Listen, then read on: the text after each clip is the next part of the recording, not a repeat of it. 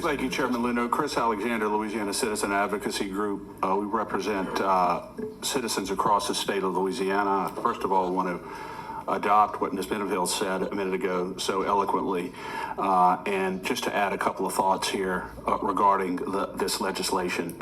I think most embryologists would agree that from the moment of fertilization or conception, we are dealing with a genetically distinct human life.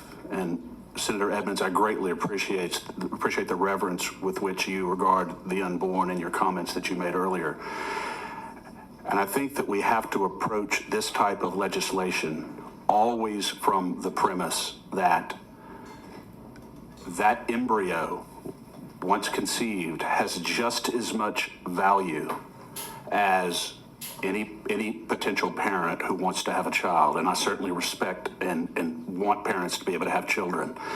But the end does not justify the means. The process whereby we do this is just as important, if not more so, than the end result.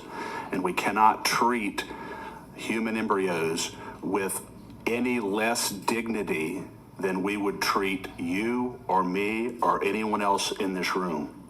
It's not a matter of difference in nature, it's just a matter of difference in form. A year, 2, 5, 10 years from now, that embryo would look very similar to the way we look. And in principle, it is the same thing. You cannot create life out of non-life.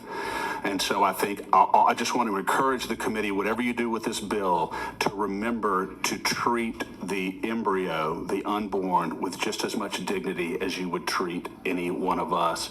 And remember the words of Jesus, and one day recall that we will see him one day. That's my faith. And he will look at us and ask us how we regarded the very least among us and how we treated the very least among us. And there are no less among us than the defenseless unborn.